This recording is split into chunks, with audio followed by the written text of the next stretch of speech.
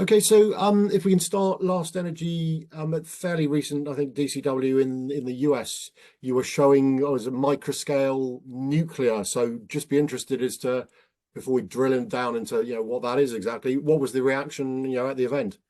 It was really fun. I mean, we've been talking to many of those participants and attendees over time, just as part of regular business. And so getting to show them, what the nuclear island and reactor actually looks like and what its size is, was really fun. And then there were lots of people that we hadn't talked to or that were new to the space. And, I kind of heard about this nuclear thing, but had never seen anything in real life. And so, putting something vertical right in front of the convention center was really a neat experience and got a lot of conversations going, a lot of questions, and really drove a lot of interest. Yeah, and I presume your starting point is that, I mean, it's no secret the data center industry is already sort of going down the path of renewables, stroke clean energy, and that's where you think what you're doing has got a particular sort of role to play. Is that right? I mean, just I suppose how fast do you think the industry is going, heading in the direction of renewables and clean and what you can do for them? Yeah, I think the data center industry needs power, and they're going to need more and more power. I'm not using less of my phone. We're not using less of our Zoom calls, right? I mean, and as we switch from CPU to GPU, right? Everyone saw the NVIDIA announcement, all these other things. The racks are getting more and more energy intensive. So there's no doubt that there's going to need to be more power supply. And then the question is, where does that come from, right? And the large tenants, the hyperscalers, have been very proactive advocates for more sustainable energy use, and nuclear is perhaps the most sustainable source of energy from the based on the amount of input required to produce such an enormous amount of energy. And so it's a really great solution for customers that need power, and we can supply that power. Yeah, and any thoughts as to what's already been done? I mean, we've got wind and solar. I mean, there's a whole load, isn't there? But biogas, people are looking at green hydrogen, I suppose we should emphasize. And even, I mean, in the UK, that we're looking at, I think, building out large scale, nuclear power plants, which theoretically provide clean. But just your thoughts, I suppose, as to the existing landscape, as to what's working and more to the point, I suppose, what isn't, therefore why you think this is an opportunity for yourselves. Man, that's yeah, we could spend an hour probably on Well, that question yeah, alone. So maybe I'll try to parse it out, right? I sure. think 10, 20 years ago, the data center space was very much on the front foot, along with a few other corporates, on driving private power purchase agreements to build out the renewable space, right? And that worked really well when we had a broad baseload source of energy, mostly coal and natural gas, and some of our legacy nuclear and hydro. Um, as the market has added more wind and solar, that intermittent power supply has caused more and more stress on the grid, more and more price volatility, right? We're reaching saturation points in many of these markets, where that additional power, it's called price cannibalization, right? The more and more intermittent power comes on, it's either all on or all off at the same time. That's a gross generalization. And so we really need to find a power supply solution that fits the customer demand profile. In this case, it is a baseload demand, right? Your data centers aren't turning on and off on an hourly basis. And so that's your intermittent resources. And then you mentioned a couple other baseload alternatives, right? Large scale nuclear, green hydrogen. I'm sure there's others that I'm missing, right? I think there are two attributes of our product of going really small scale or micro scale that are particularly useful. The first is speed. Large scale nuclear is fantastic, right? It's a big chunk of megawatts and clean megawatts on the grid, but it's projected to take 10 years. I think you and I can be sober about the analysis. It's probably 20. And so that just doesn't help you if you need to add data center capacity in the next 5 years. And so going at a smaller scale, like we've done, allows it to be constructed, fabricated, delivered, and assembled on site and delivering power within 24 months from a physical construction timeline. So that's the first key value proposition. The second is the size actually fits really well with how data centers ramp up. and sort of scale in practice. We see a lot of these announcements, oh, an 800 megawatt facility, right? Or, the QTS announcement in the UK, or some of the, hyperscaler announcements here, gigawatt size campuses. It doesn't just come online, hard to have 1 gigawatt demand supply, and 1 gigawatt demand just doesn't show up overnight. It takes years to ramp in. It's usually built in 3 or 4 phases. And so going 20 megawatts at a time, much like your diesel gen sets, right? You don't build one big diesel generator. We can kind of ramp in with our customer load profile and then offer that resilience and redundancy so that they never have an hour offline. Okay, and in terms of how you're presenting, if I understood correctly, it's part of your overall PWR or Power 20 power plant that you're offering. So, yeah, if you can perhaps just describe that solution in more detail, and where the microscale nuclear fits in within the overall solution. Yeah, no, great question. Yeah, I tell people we're not really a nuclear company, we're a power company, right? Nuclear is just what enables us to deliver the quality of the electrons that we're delivering to customers. So a nuclear power plant is just like any thermal power plant, except you use nuclear energy to heat water into steam instead of coal or gas or other forms of combustion, right? And so the nuclear portion is that single module that you may have seen pictures of from the DCW event. That's where the nuclear fuel goes. It's one module, and that produces steam. And then the rest of the PWR-20 is just a modular power plant. That steam goes through a steam turbine and is converted into electrical energy, the same way a gas plant, a coal plant, a biomass plant, an energy from waste plant converts steam into electricity. The exact same system once you get to that steam component. And so we're just using a nuclear fuel, a nuclear energy, atomic energy, right? The bonds within an atom, as opposed to combustion energy, the bonds between atoms. And so there's a lot of advantages there on how much energy is created versus how little byproduct or waste. There's no emissions to the environment. And so it's really an incredibly sustainable and energy dense solution. And I know, I mean, people have talked about small scale nuclear for quite a while, and I'm not 100% clear myself, but there's the nuances between nuclear fusion and fission as to how you get there. So, what are the obstacles that you've had to overcome in terms of, because I say everyone talking about, oh yes, we can do small scale nuclear as one of the great things for the future. So how have you cracked it, as it were, where a lot of other people are still sort of trying to figure it out, I suppose? Yeah. Yeah, I mean, I think small scale nuclear even is a very broad envelope, right? Small is relative. Yeah. So we have small scale nuclear that's 500 megawatts, and small scale nuclear like us that's 20 megawatts, and there's some 1 megawatt. So I think there's a lot of different technology ideas. Our value proposition isn't really in the technology. The technology is an enabler, but customers don't really give two shits about the reactor, right? What they care is how they can run and grow their business, and how they can run and grow their business is to get electricity.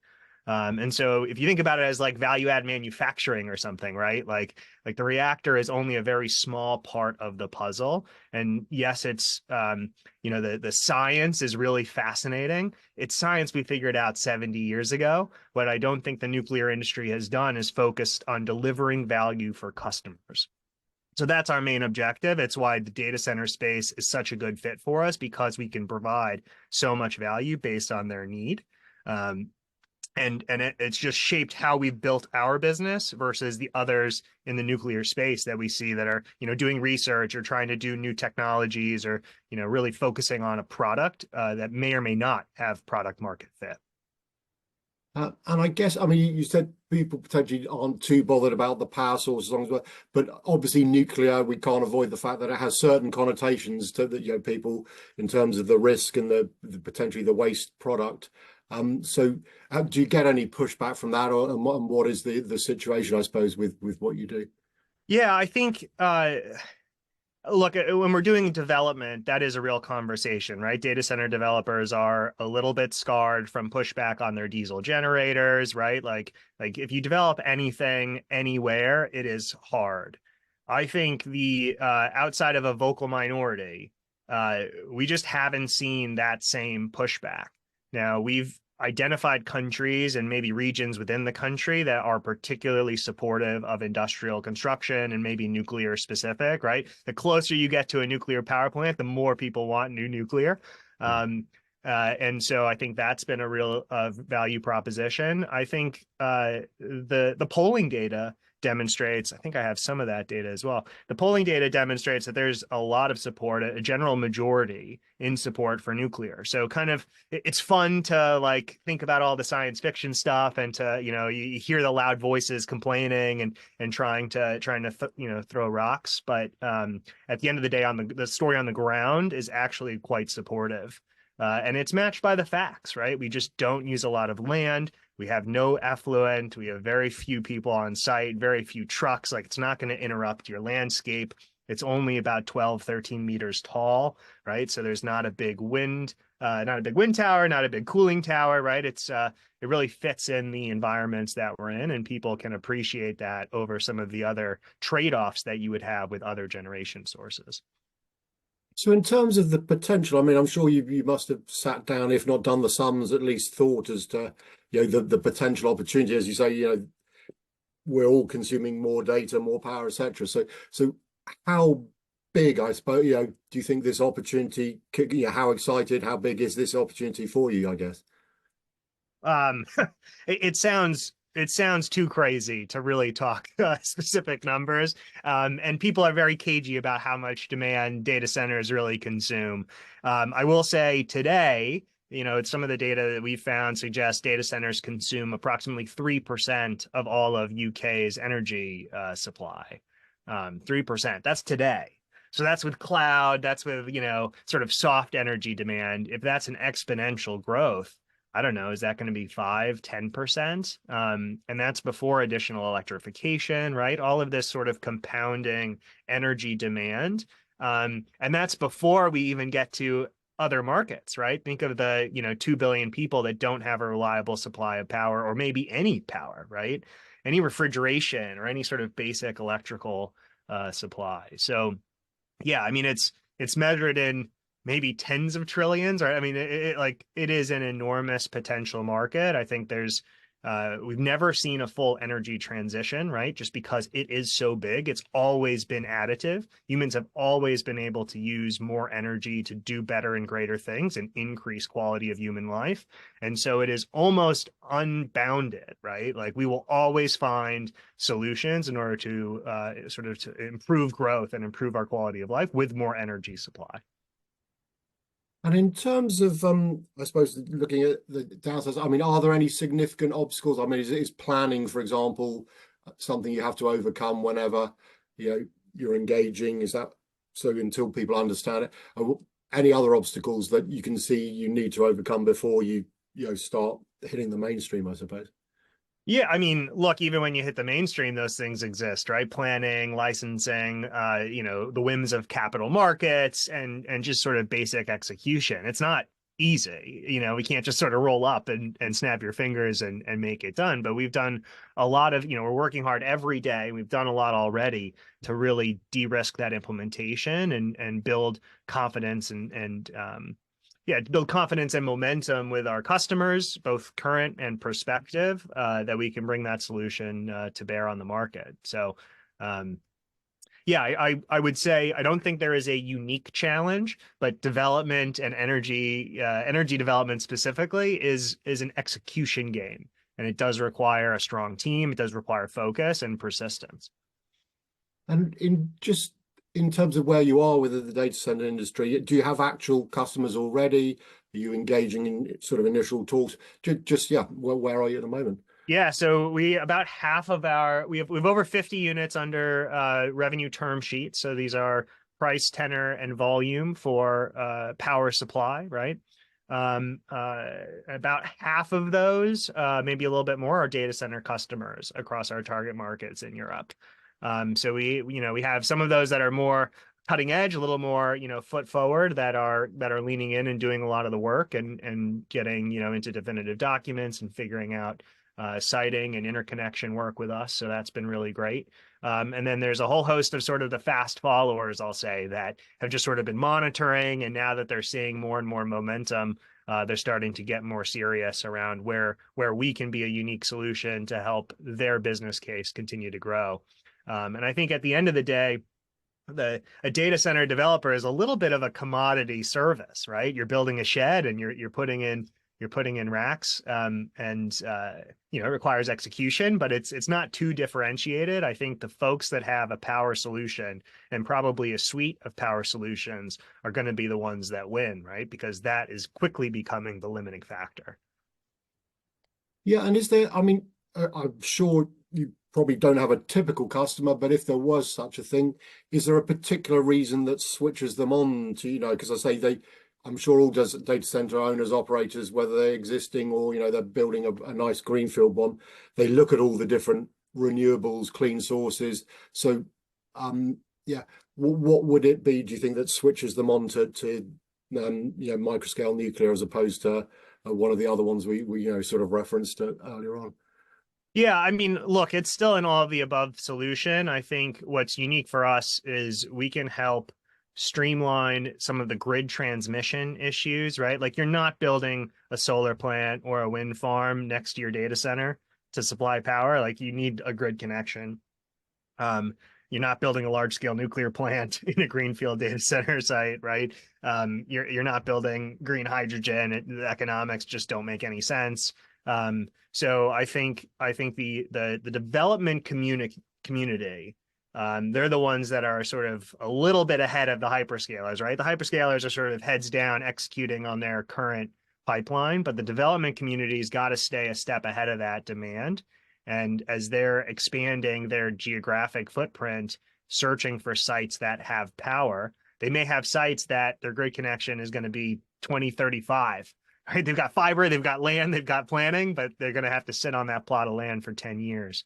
And so that's one where we can say, hey, let's site nearby. We'll join up at the substation. We'll offer some grid services as well, right? Ancillary services and other value proposition to accelerate that grid connection. And let's see if we can get you online sooner. So I think that's a really strong value proposition. And then frankly, there's just so much demand, right? The size of these data centers is getting a little bit silly. And so even before they talk to the grid operator, they know that they need to site near power just because that is clearly becoming the constraint. So that's quickly going from a niche conversation to sort of everywhere all at once, which is great. Yeah, I mean, the last point, that's quite interesting because I know there's been if not a big trend, certainly a growing trend to build data centers, where power is available. So the sort of traditional centers, they're still important, the Londons, Amsterdams, all that kind of stuff. But where power is running out, people are looking at sort of, I think they call them second tier or secondary sites. Yeah. But so you potentially have the ability to help, if people don't want to do that, your solution can help them, stay in a big metropolitan area if that's where they want to be, as opposed to having to go where the power, the available power might be. Is that right? I wouldn't quite put it that way. I mean, we're not going to build in downtown London. Maybe some point in the future. Real estate's pretty tight in those markets. No, but right? okay, on the outskirts of On the London. outskirts, yeah. I mean, there's like a bit of a Venn diagram between your flap D markets, right, which is your first tier, and then some of these second and third tier markets. And I will say there is a growing disparity between our customers, some that still have network gateway proximity focus, right? So that latency does still matter. It's not the end all be all, but it does still matter. And then a host of folks that say, hey, it doesn't matter at all. We need power. We need it anywhere we can get it. If it's if it's AI, it's a large language model, like a little bit of additional latency in a place like the UK isn't going to make a difference. We just need a lot of power to be able to run that. So we're seeing both. I'm not sure if that is because the ultimate tenants have different demands or if there's just different views of the market and one's going to be right. Yeah, look, we supply the power, they convert the power into bits, and we'll focus on what each of us does well. And I'm just thinking in terms of more broadly now, because I know the discussion of power generation full stop for every country, in terms of sustainability, clean power, etc. There is the talk about micro generation and small scale, much more local provision of power. Is that, do you think, potentially an area where you can play? If I'm right, at the moment you're sort of focusing on industrial type applications, but at some point could you see yourself sort of rolling it out, to townships, villages, whatever, just building them as a local clean source of power, to augment or even replace an aging, power grid infrastructure? Yeah, I mean, absolutely. It just depends how the market evolves, right? So currently the wholesale market, right, just selling to the grid doesn't really give a lot of value for the quality of my product, right? The reliability of my electrons aren't priced into the wholesale grid, but they are priced into customers' bills, right? At the end of the day, the transmission system still has to manage that reliability, and that's why there is this discussion about shifting from large centralized power stations into more of a decentralized grid. So yeah, absolutely. As we scale, I'm sure there will be opportunities for us to create sort of these regional microgrids and be a backbone for a lot of those conversations and those companies that are sort of cobbling together those deals. I will also say, we are thinking through ways, say for a data center, if they have 100 megawatt demand, we might build 120 megawatts in order to have redundancy in their system, right, as primary supply. Well, that means we have 20 megawatts that doesn't have a home, right? And so that would be basically contributed back into the local community. So in many ways, our data center developments actually already do sort of what you're talking about. And regardless of how the market, I think it'll be a yes and, right? We're still going to have a centralized transmission system, and then there'll be augmented distributed systems throughout and at different levels for different countries. We're already sort of supplying that service just by the nature of the deals as they're constructed.